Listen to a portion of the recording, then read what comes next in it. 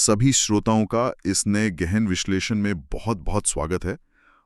आज की इस तेज भागते डिजिटल दुनिया में ना एक बहुत ही आम समस्या है। हाँ, और वो समस्या है हर तरफ मौजूद डेटा का सैलाब। बिल्कुल, मतलब सर्वर पूरी तरह से भरे पड़े हैं, एक्सेल शीट्स में लाखों रोज का डेटा है। लेकिन सिर्फ कच्चे डेटा का या कहें रॉ डेटा का अंबार लगा लेना तो कोई उपलब्धि नहीं है ना। एकदम सही। उस पहाड़ जैसे विशाल डेटा में से वो एक काम की जानकारी, वो एक इंसाइट निकालना जो किसी बिजनेस की दिशा ही बदल दे, असली चुनौती वो है। मैं पूरी तरह सहमत हूँ। देखिए, डेटा अपने आप में कोई जवाब नहीं देता, वो सिर्फ सुराग देता है। सुराग, हाँ, ये एक बहुत अच्छा तरीका है इसे सोचने का। है ना?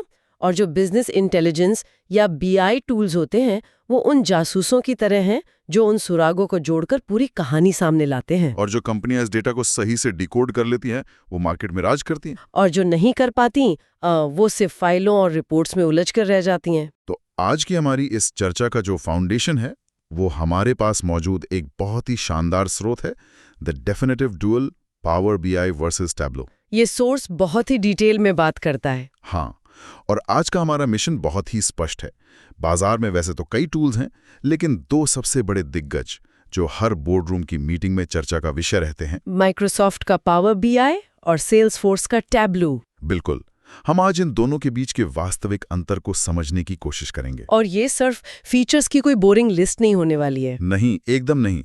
हम ये देखेंगे कि कौन सा टूल किस तरह के रणनीतिक लक्ष्य के लिए असल में बना है। चलिए, इसे थोड़ा विस्तार से समझते हैं। क्योंकि किसी भी संगठन के लिए सही बीआई टूल चुनना कोई मामूली आईटी अपडेट नहीं है। हाँ, ये कोई रूटीन सॉफ्टवेयर अपडेट नहीं है। ये एक ऐसा बड़ा फैसला है जो ये तय करेगा कि पूरी कंपनी अगले कई सालों तक फैसले आखिर कैसे लेगी। यहाँ सबसे आकर्षक बात यह है कि ये दोनों ही प्लेटफॉर्म्स अपने अपने तरीके से बेहद शक्तिशाली हैं। कोई भी इंडस्ट्री उठा के देख लें। बिल्कुल, चाहे वो फाइनेंस हो, हेल्थ केयर हो या ई कॉमर्स हो, ये दोनों टूल्स भारी मात्रा में इस्तेमाल हो रहे हैं। लेकिन जब हम इनकी आर्किटेक्चरल गहराई में जाते हैं ना, तो पाते हैं कि इनकी फिलॉसफी एकदम अलग है। बहुत अलग है। एक टूल इकोसिस्टम और स्ट्रक्चर पर बहुत ज्यादा जोर देता है, तो दूसरा एक्सप्लोरेशन और विजुअल आजादी पर। सही कहा।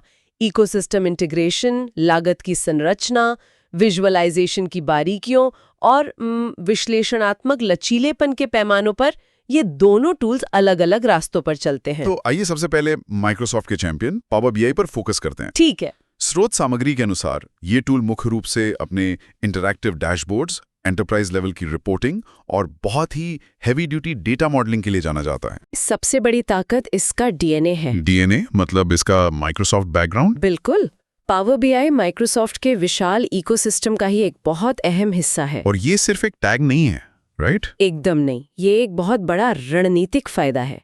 देखिए, जो कंपनियां पहले से ही माइक्रोसॉफ्ट के इंफ्रास्ट्रक्चर पर चल रही हैं, मतलब जिनका डेटा एसक्यूएल सर्वर में है, हाँ, या जो ऑफिस 365 इस्तेमाल कर रहे हैं, या फिर जिनका क्लाउड एज्योर पर है, उनके लिए तो पावर बीआई एक अलग सॉफ्टवेयर की तरह महसूस ही नहीं होता होगा। सही कहा।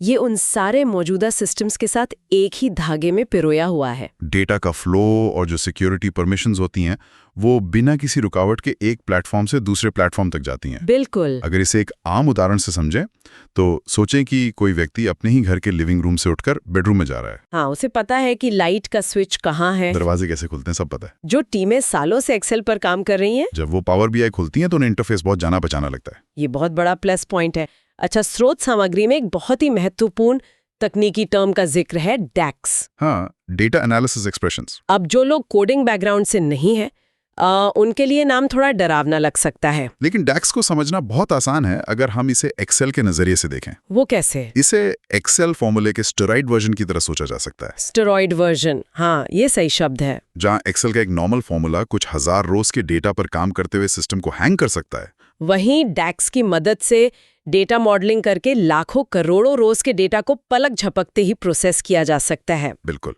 ये अलग अलग डेटा टेबल्स के बीच बहुत जटिल रिश्ते बनाने की ताकत देता है। इसके अलावा स्रोत ये भी बताता है कि पावर बीआई की सिक्योरिटी और गवर्नेंस बहुत मजबूत है। हाँ, चाहे कंपनी अपना डेटा क्लाउड पर रखना चाहे या अपनी ही बिल्डिंग के सर्विस पर, जिसे हम ऑन प्रेमाइसेस कहते हैं। सही। माइक्रोसॉफ्ट दोनों के लिए बहुत ही सख्त एंटरप्राइज लेवल सिक्योरिटी देता है। और एक बात जिसे हम बिल्कुल नजरअंदाज नहीं कर सकते, वो है इसकी कीमत। पावर बीआई का एंट्री पॉइंट बहुत ही किफायती है। तो अगर हम इन सारी बातों को एक साथ जोड़ें किफायती कीमत, माइक्रोसॉफ्ट का सपोर्ट और मजबूत सिक्योरिटी, तो ये टूल मुख्य रूप से उन व्यवसायों के लिए एक स्वाभाविक विकल्प बन जाता है जो अपने बजट को लेकर काफी सचेत हैं। या फिर वो कंपनियां जो पहले से ही माइक्रोसॉफ्ट की दुनिया में भारी निवेश कर चुकी हैं और जिन्हें एक बहुत ही स्ट्रक्चर्ड, सुरक्षित और व्यवस्थित रिपोर्टिंग की सख्त जरूरत होती है। लेकिन देखिए, हर कंपनी का काम करने का तरीका ऐसा नहीं होता। हाँ, ये सच है। कुछ संगठनों में डेटा का मतलब सिर्फ एक फिक्स्ड रिपोर्ट देखना नहीं होता, बल्कि डेटा के अंदर गहराई में उतरकर नए सवाल पूछना होता है। बिल्कुल। और यहीं से हमारी इस चर्चा का दूसरा हिस्सा शुरू होता है। यहाँ बात सच में बहुत दिलचस्प हो जाती है, क्योंकि अब हम बात कर रहे हैं टैब्लो की। टैब्लो, जो अब सेल्सफोर्स का हिस्सा है। हाँ, और ये अपनी एक बिल्कुल अलग पहचान लेकर चलता है। स्रोत सामग्री स्पष्ट रूप से बताती है कि टैब्लो डेटा विजुअलाइजेशन की दुनिया का रॉक स्टार है। Rock star. इसका पूरा फोकस इस बात पर है कि डेटा को समझना और देखना कितना सहज और खूबसूरत हो सकता है। टैब्लो ने असल में डेटा के साथ काम करने के तरीके को ही पूरी तरह से बदल दिया है। इसकी सबसे बड़ी खासियत की बात करें तो इसका ड्रैग एंड ड्रॉप इंटरफेस। हाँ, पावर बीआई में जहां डेटा को मॉडल करने के लिए डैक्स जैसे फॉर्मूले लिखने पड़ते हैं, टैब्लो में आप लिटरली डेटा पॉइंट्स को स्क्रीन पे ड्रैग करके ड्रॉप करते हैं और ग्राफ्स अपने आप सेकंड्स में बदलते हैं। इस अप्रोच ने डेटा एनालिसिस को सिर्फ आईटी डिपार्टमेंट या डेटा साइंटिस्ट के हाथों से निकालकर आम बिजनेस यूजर्स के हाथों में दे दिया है। इसे ही तो विजुअल स्टोरी टेलिंग कहा जाता है। बिल्कुल। टैब्लो जटिल से जटिल डेटा सेट को एक साफ, अट्रैक्टिव और तुरंत समझ में आने वाले डैशबोर्ड में बदल देता है। मतलब एक इंसान जो नंबरों से डरता भी है, वो भी एक हीट मैप देखकर सेकंड्स में समझ सकता है कि किस शहर में सेल्स गिर रही है।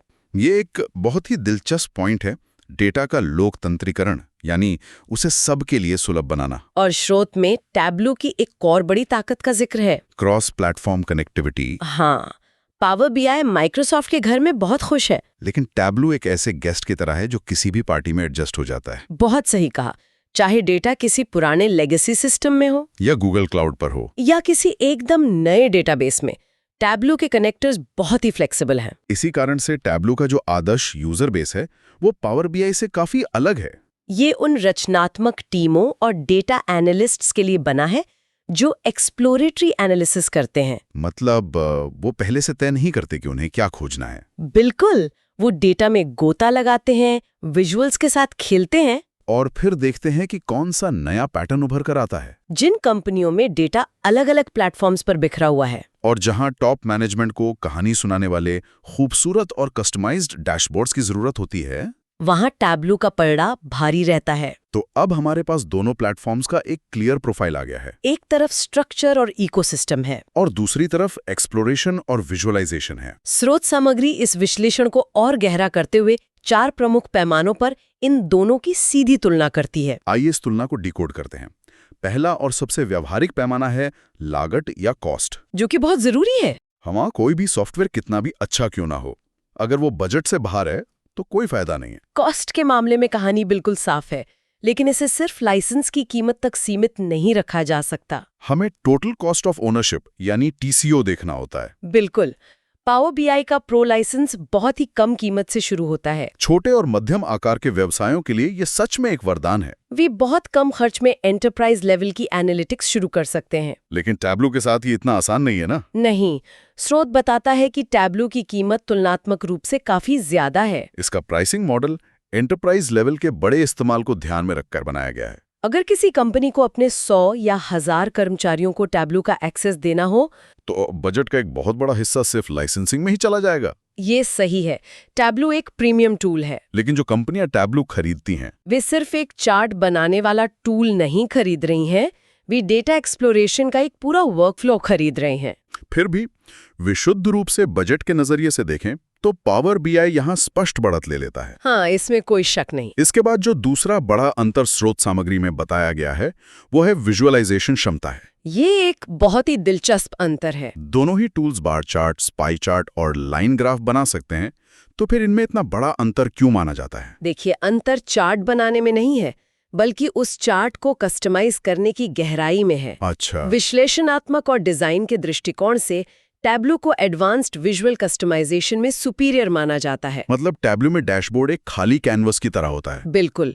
हर एक पिक्सेल, हर एक रंग और हर एक इंटरैक्शन को यूजर अपनी मर्जी से पूरी तरह कंट्रोल कर सकता है। अगर एक मार्केटिंग एजेंसी को अपने किसी क्लाइंट के लिए एक ऐसा डैशबोर्ड बनाना है जो बिल्कुल उनकी ब्रांडिंग और स्टाइल से मैच करता हो, तो टैब्ल्यू असीमित आज़ादी देता है।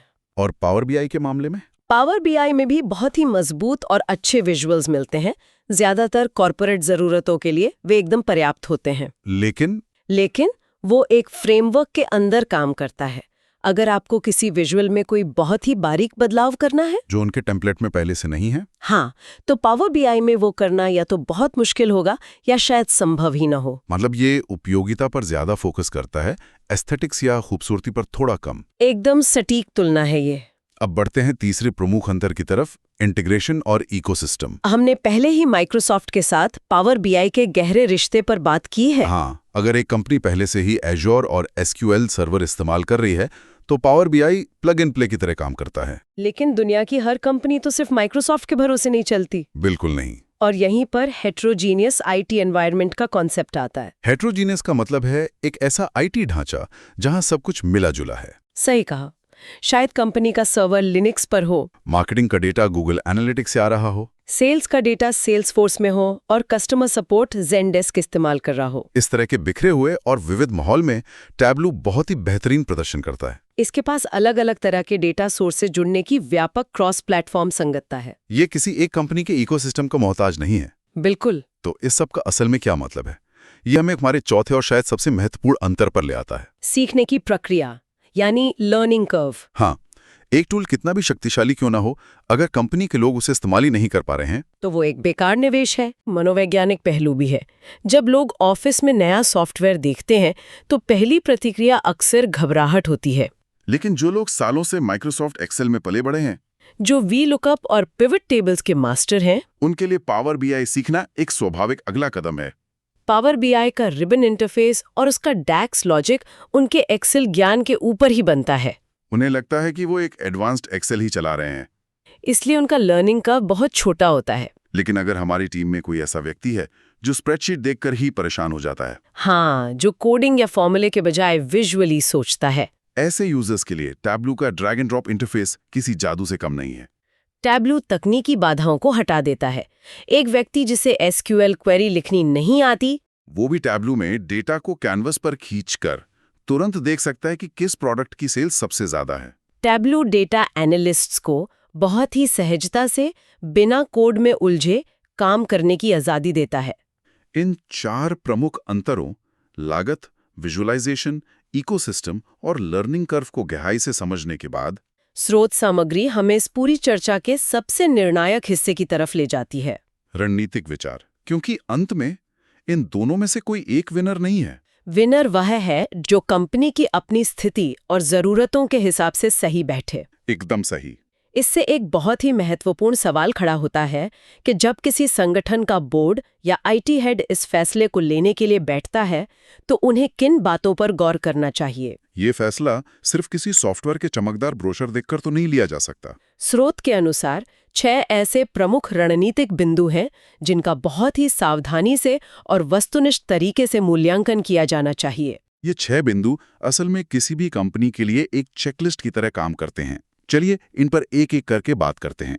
पहला है मौजूदा आईटी इंफ्रास्ट्रक्चर। ये सिर्फ ये देखने के बारे में नहीं है कि अभी कौन से सॉफ्टवेयर इंस्टॉल्ड हैं, बल्कि ये डेटा ग्रेविटी के बारे में है। डेटा ग्रेविटी का मतलब है कि कंपनी का सबसे ज्यादा और सबसे भारी डेटा जहां स्टोर होता है, बाकी सारे टूल्स भी उसी तरफ खींचे चले आते हैं। बिल्कुल। अगर सारा डेटा माइक्रोसॉफ्ट के क्लाउड में है तो पावर बीआई लाना आसान और लॉजिकल है।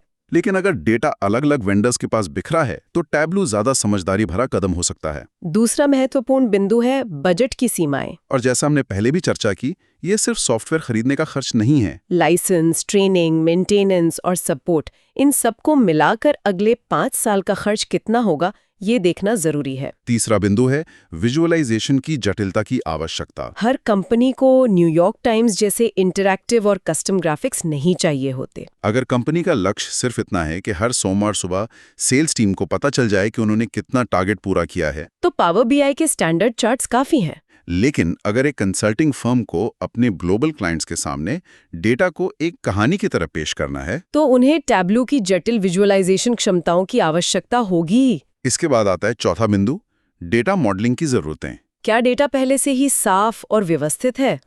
अगर डेटा बहुत कच्चा है और उसमें डैशबोर्ड बनाने से पहले कई तरह के फॉर्मूले लगाने हैं, डेटा टेबल्स को एक दूसरे से जोड़ना है, तो पावर बीआई का डैक्स इंजन इस भारी काम को बहुत अच्छी तरह संभालता है। टैब्लू विजुअलाइजेशन में शानदार है, लेकिन बहुत जटिल डेटा ट्रांसफॉर्मेशन के लिए अक्सर इसके साथ अन्य टूल्स की जरूरत पड़ सकती है। पांचवा बिंदु सुरक्षा और गवर्नेंस का है। फाइनेंस और हेल्थ केयर जैसी इंडस्ट्रीज में डेटा के नियम बहुत सख्त होते हैं कौन सा कर्मचारी कौन सा डेटा देख सकता है, ये बहुत सख्ती से कंट्रोल किया जाता है। और माइक्रोसॉफ्ट की एंटरप्राइज सिक्योरिटी इस मामले में बहुत मजबूत मानी जाती है। और अंत में छठा बिंदु, जिसे अक्सर कंपनियां अनदेखा कर देती हैं। टीम के पास मौजूद कौशल यानी उनके स्किल सेट्स। एक बेहतरीन टूल खरीद लेना काफी नहीं है, उसे चलाने वाले लोग भी होने चाहिए। टीम का मूल्यांकन करना जरूरी है।